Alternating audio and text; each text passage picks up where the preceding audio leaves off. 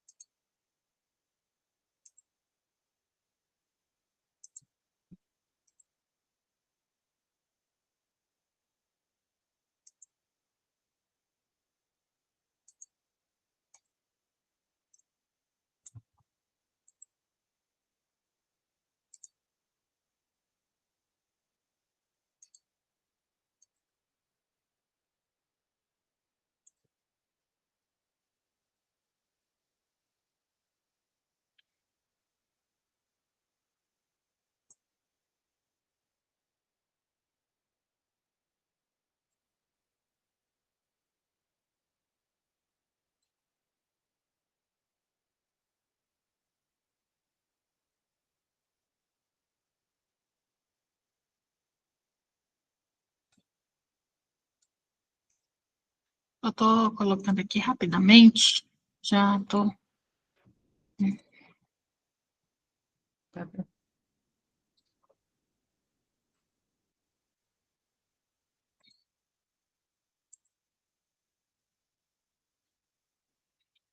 Pronto, creio que agora eu posso começar? Pode sim, à Então, vontade.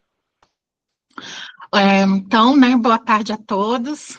Meu nome é Isabel Cristina Rodrigues da Silva, sou pesquisadora da Universidade de Brasília, professora, e atualmente também professora, orientadora do Programa de Ciências e Tecnologias em Saúde, e aqui estou para apresentar o trabalho, né, Vivências que Marcam o Gene ECA e a Saúde Inflamatória no Envelhecimento. Bom, por que nós temos aqui um estudo que pode ser relevante pensando no contexto do Saber Vivências? O GNECA, ele participa de funções fundamentais, regulação da pressão arterial, controle inflamatório e fisiologia muscular. Em pessoas idosas, especialmente após a cirurgia bariátrica, ocorre grande impacto metabólico, hormonal e inflamatório. Então, para entender como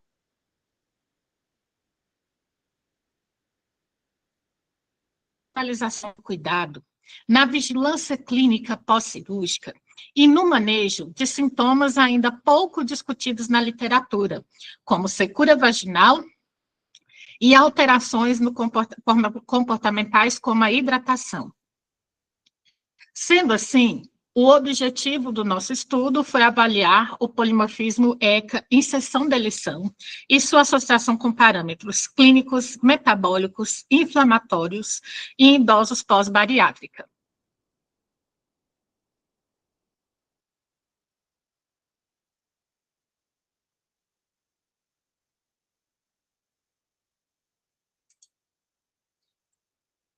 Desculpa, deu uma atrasadinha aqui.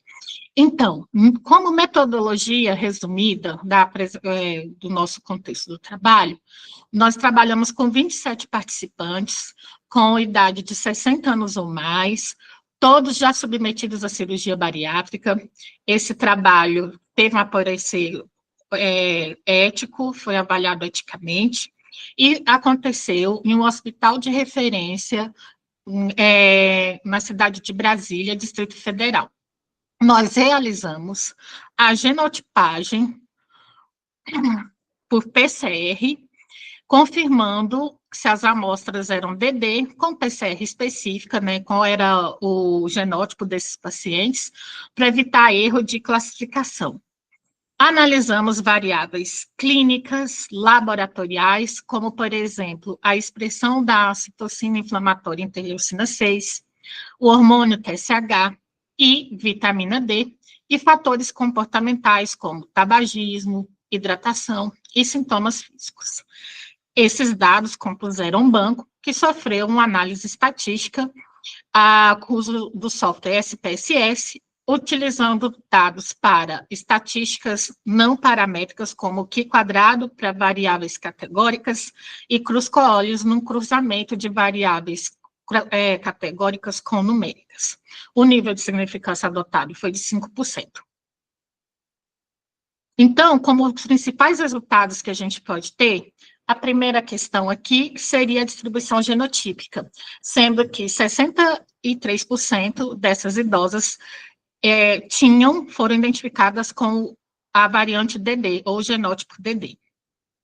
Pensando numa distribuição desse polimorfismo, que aqui a gente representa, ou a pessoa ela tem o alelo D, ou tem que é o alelo deleção, ou alelo I, que é o alelo inserção, o que é mais frequente olhando para o mundo?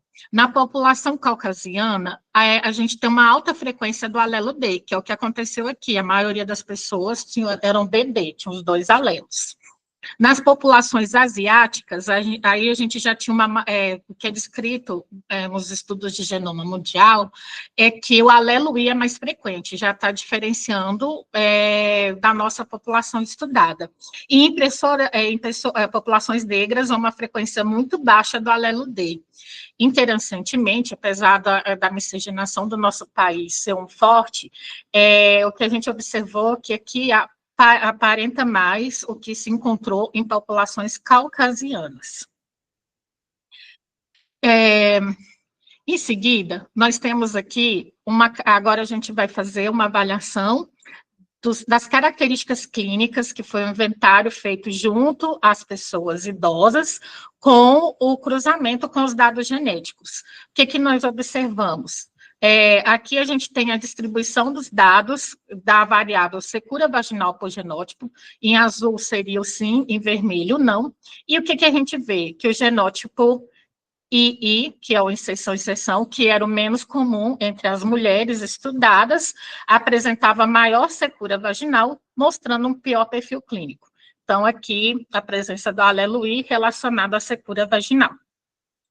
Depois, se a gente fosse olhar uma outra variável presente, que era a necessidade de água, que essa idosa poderia relatar, aqui da mesma forma, o que a gente observa? Que a água aqui seria assim, e não em vermelho, a gente vê que o genótipo II, que concentra os dois alelos, concentra maiores queixas de necessidade de água do que os outros genótipos. Aqui, nessa barra aqui, em azul, maior que as demais, sugerindo uma maior demanda fisiológica ou menor percepção de saciedade hídrica. Então, essas mulheres, o que a gente está vendo? Elas relatam mais secura vaginal, mais necessidade de água, quando tem o genótipo II. Além disso, se a gente for para outros marcadores, e agora a gente vai para marcadores laboratoriais como o imunológico, expressão da citocina interleucina 6, a gente vê aqui, aqui são os diferentes genótipos, o genótipo II, ele foi encontrado entre essas mulheres maior expressão da interleucina 6, que é uma citocina pró-inflamatória. Então, os níveis de interleucina 6 aumentam progressivamente quanto maior for a presença do alelo I nas participantes. Aqui a gente só tem ele em apenas uma cópia e aqui em 2 cópias, mostrando que quanto maior for a presença desse alelo I, maior a inflamação. Então, o alelo I, até o momento, está relacionado com maior demanda hídrica, secura vaginal, e essa paciente ela tem um contexto inflamatório mais exacerbado. E agora a gente vai para o hormônio TSH, que aí ele fecha também uma explicação fisiológica interessante. Apesar daqui ser apenas uma tendência, não houve uma associação estatística, mas está próximo de um P significante, o que a gente vê aqui? Uma tendência da maior expressão do hormônio TSH nessas idosas. Então, esse padrão crescente com a presença mais impactante do alelo I, mostra que pode refletir maior esforço da tireoide para manter a homeostase hormonal. Então, a paciente que sente secura vaginal, que precisa de demanda hídrica, um contexto inflamatório exacerbado e ainda tem os hormônios relacionados com a homeostase também em maior produção.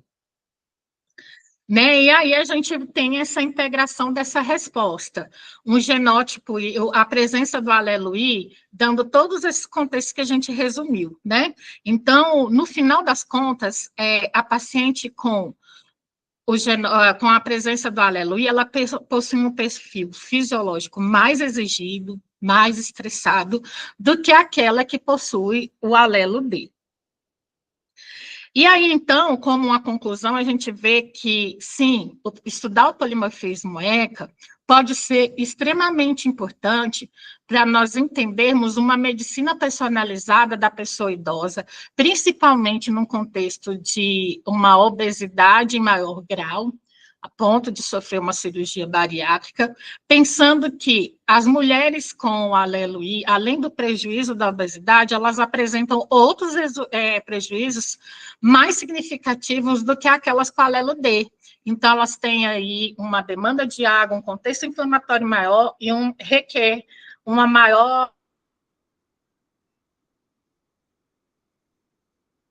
Então, que ao fazer um painel de medicina personalizada dessa idosa, é necessário pensar que o manejo deve ser concentrado também na questão da homeostase, pensando em reduzir contextos inflamatórios para que ela se sinta mais hidratada, melhora no seu desempenho sexual e também tenha outras questões relacionadas com o hormônio de forma mais equilibrada. É isso, então, nesse meu primeiro trabalho. Fico aberta, então, a perguntas para este.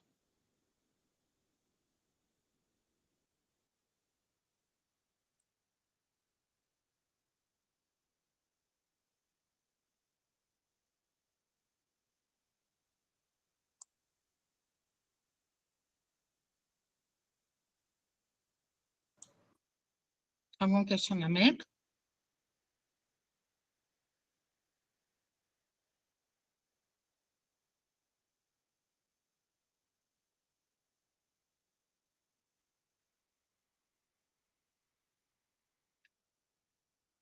Renata, como parece que não houve questionamento, então eu posso ir para o próximo? Pode sim. Então tá. Aí depois dos dois a gente abre para as perguntas, né, de todos, quem quiser retomar, tá bom? Ok.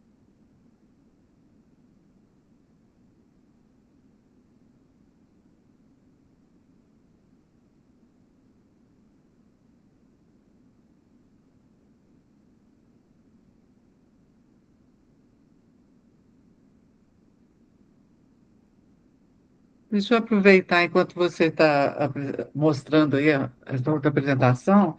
É curioso, né? Porque exatamente idosos e pós-bariátrica. Isso já é de alguma outra pesquisa que você estavam fazendo com idosos pós-bariátrica? De onde surgiu essa escolha né, desse grupo? Tá fechado seu microfone, Isabel.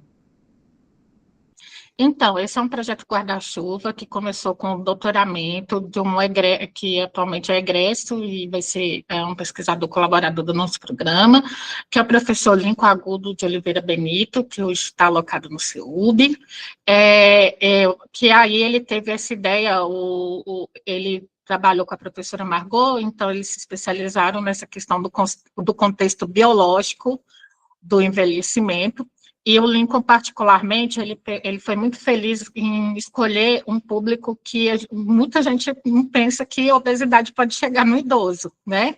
E que ele, sim, ainda tem cirurgia bariátrica para poder resolver essa questão.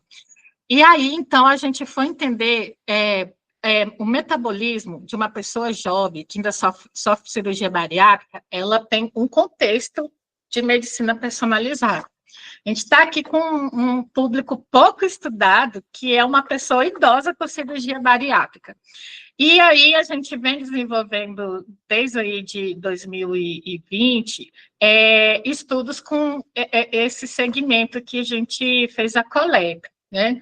E a gente tem observado resultados extremamente relevantes. Esse que a gente mostrou da ECA é um deles, que se a gente for pensar em medicina personalizada, a medicina personalizada de uma pessoa muito obesa idosa é bem diferente de uma muito obesa jovem. Então, e aí é esse ponto, esse manejo, esse cuidado, ele também tem que ser especializado. É isso. Obrigada, fiquei curiosa mesmo. Tá. Aí agora vamos ao outro.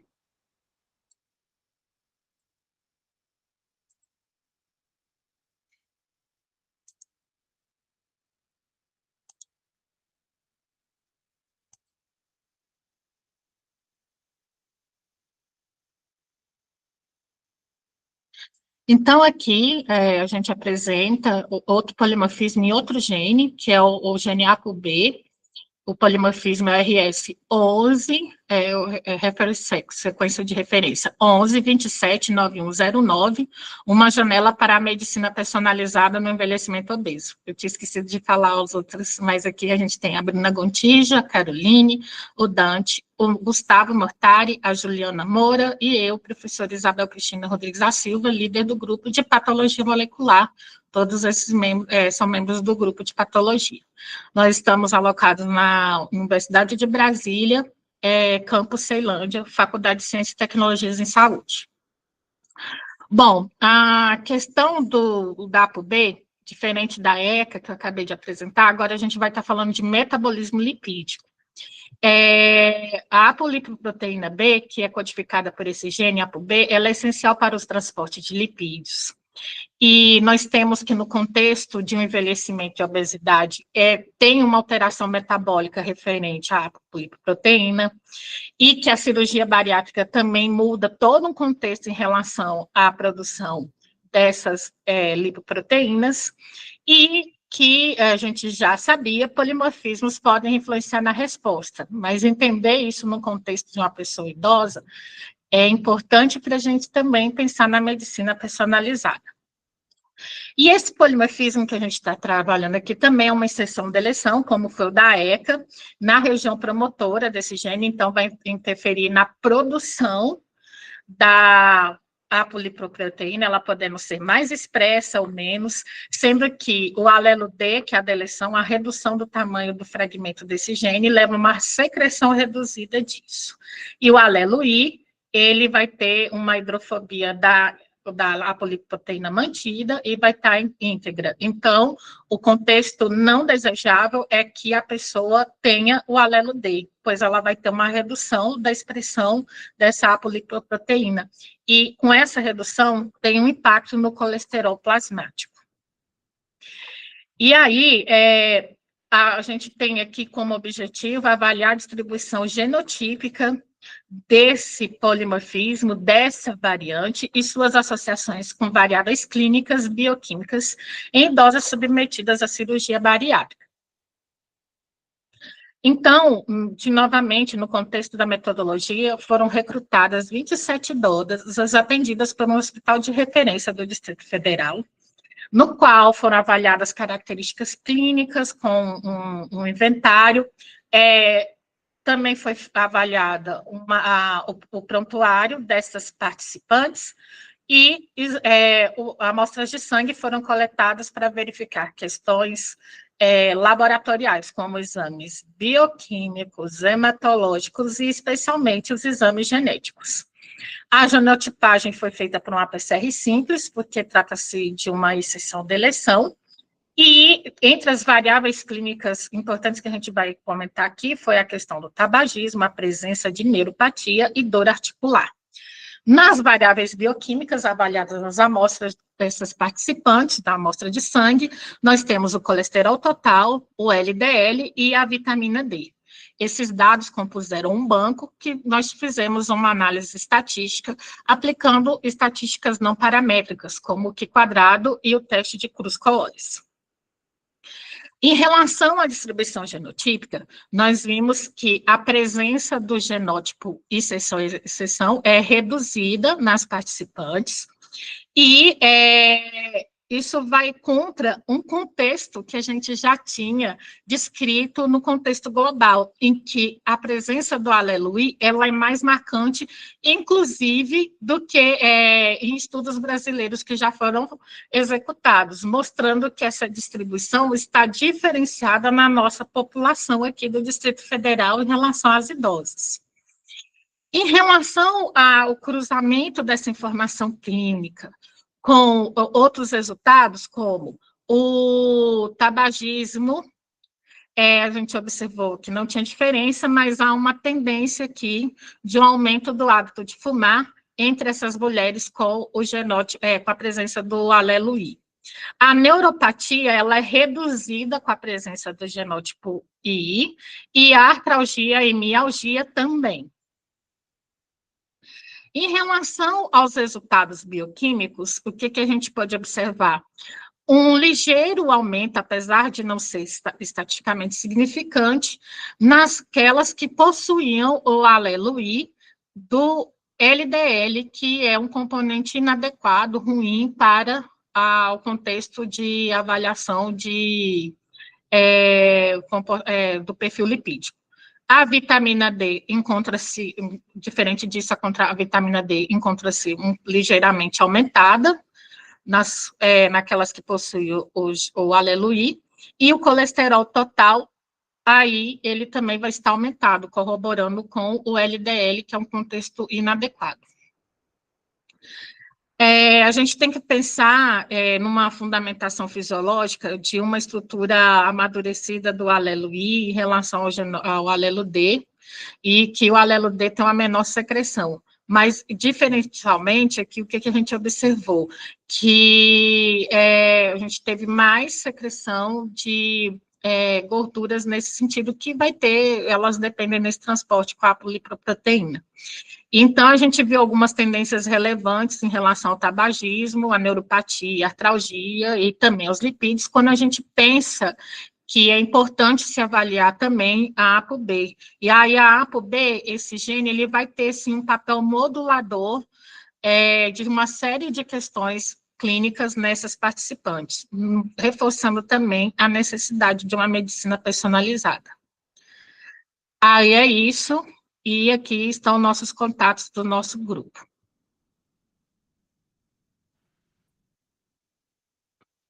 Obrigada, professora Isabel. A partir desses, né, não sei se tem outras pesquisas para além dessas, mas essas duas já nos mostram como tem sido feito um trabalho tão significativo né, nos idosos com relação à obesidade por vocês, né? Isso eu não sei se é único no Brasil, mas de uma riqueza e de uma carência de trabalhos como esse muito significativo. Na minha área, né, que veio da parte da saúde mental, tem alguma intervenção também no que diz respeito à saúde mental? Esses idosos, eles fazem parte de um grupo só ou não? Eles foram acessados em diferentes momentos, ou como é feito isso? Tem alguma atuação interdisciplinar e multidisciplinar nesses acompanhamentos ou não? Então, Renata, esse foi um estudo transversal, realizado ali em mais ou menos 2018 a 2019, que a ideia era realmente entender o que esse estudo, descritivamente, a gente poderia pensar numa questão de painel genético, né? Agora, a gente tem alguns retornos em relação a isso, com uma nova proposta de pesquisa, voltando nessas participantes e avaliando melhor, inclusive, o contexto psicológico. Isso a gente aprendeu de uma outra pesquisa, a gente também trabalha com polimorfismos genéticos em transtorno depressivo maior, que é o nosso grande carro-chefe hoje do nosso grupo, e a gente tem aprendido, né, a questão do trabalho multidisciplinar, multiprofissional, que na nossa equipe a gente tem psicólogos, nutricionistas, farmacêuticos clínicos, enfermeiros inclusive especialistas na área de saúde mental. E aí a gente está aprendendo que, para além da genética, para além de um instrumento, de um inventário e de um prontuário, e para além da questão também de avaliar exames laboratoriais, a gente precisa entender melhor a questão dos determinantes sociais desses participantes. E a gente tem um considerável número de pessoas idosas nesse grupo aí, no transtorno depressivo, a gente está pegando qualquer pessoa que se voluntaria e que tenha acima de 18 anos e que seja atendido ou em uma unidade básica de saúde ou no CAPS 3, que no caso a gente tem associação com o CAPS 3 da Samambaia. Uhum. E aí a gente está aprendendo uma série de questões que para além da genética, a gente precisa entender o contexto, porque a obesidade ela é uma herança de característica complexa, no qual a presença dos genes ela é importante como um background, mas entender o meio ambiente é extremamente fundamental para que a gente entenda as expressões dessa característica, que a gente chama de fenótipo, entendeu? Então, assim, para essa pesquisa, a gente tem pouca informação em relação à característica essa que eu apresentei, em relação a essa característica da saúde mental. No máximo que foi inventariado foi a questão dos medicamentos e alguma outra pergunta sobre insônia e etc. Mas agora a gente foi aprendendo, né, o grupo foi evoluindo e a gente tem trabalhado com instrumentos validados que só podem ser aplicados por profissionais, psicólogos ou psiquiatras, no nosso caso da nossa equipe é psicólogo, para entender melhor o que essa informação da saúde mental traz na importância de uma depressão, aí agora também a gente vai estar em comitê de ética da questão da obesidade nas pessoas idosas. É isso. Não sei se eu respondi a pergunta. Respondeu, sim. E parece também que, por hipótese, inicialmente, vocês tinham né, alguns dados relacionados a, a uma concentração maior de alguns alelos e que nessa pesquisa vocês perceberam algo diferente. Não sei se na sua fala eu entendi direito. Do alelo I, desse grupo. Então, porque assim, o que a gente tem como é que está populacionalmente no mundo essas informações. Sim. Isso é um aprendizado que a gente tem, né? Toda vez que a gente vai desenvolver a pesquisa, o nosso grupo ele tem esse cuidado de fazer uma avaliação, inclusive a gente tem publicado bastante revisões sistemáticas, agora estamos partindo para a meta-análise também, de identificar como é que esse genótipo se comporta mundialmente em relação a essa característica. A gente tem se especializado bastante em relação ao transtorno depressivo maior. Então, a presença deste genótipo, o que interfere na pessoa diagnosticada com um transtorno depressivo maior? E como é que isso se comporta no mundo, né? E depois a gente vai entender como é que está na nossa amostra. Eu justificaria o entendimento que, na verdade, quando eu trago essa informação mundial que está aqui à direita, a gente está estudando pessoas que têm diferentes características clínicas e que não são somente obesos. E quando a gente pega um público específico, que é uma pessoa idosa, muito obesa, é claro que essa distribuição genética ela vai sofrer uma alteração, porque a gente está falando de uma população muito especial, né? Aí eu estou mostrando, olha, para além da gente estar falando que isso aqui é para qualquer pessoa adulta e que tenha qualquer outra, essa e outra característica, o nosso grupo já se diferencia em relação a esse genótipo e em relação à distribuição genotípica. Então, mostrando mais ainda que a presença da polipoproteína B e com a sua questão genética, ela pode estar impactando, sim, a pessoa obesa idosa, porque sim, até a distribuição genotípica altera em relação ao padrão que seria esperado. Entendeu? Entendi. Muito interessante. Não sei se mais alguém tem alguma pergunta, né, a respeito, né, das apresentações tão ricas da professora Isabel. Alguém quer fazer algum comentário?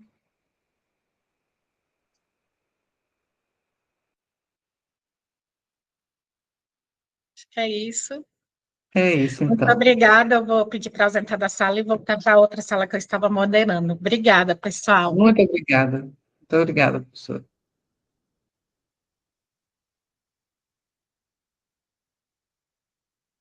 É, como a professora Silvana estava mediando antes, ficou faltando ainda alguma apresentação? Alguém ainda vai fazer alguma apresentação da relação do eixo 4?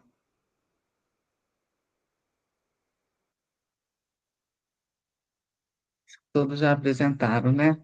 Então, eu agradeço, em nome, né, da Rede Geronto, a participação de todos, e espero que esse nosso encontro gere muitos frutos, né, a partir do que foi apresentado e do que a gente pode fazer juntos daqui para frente, né?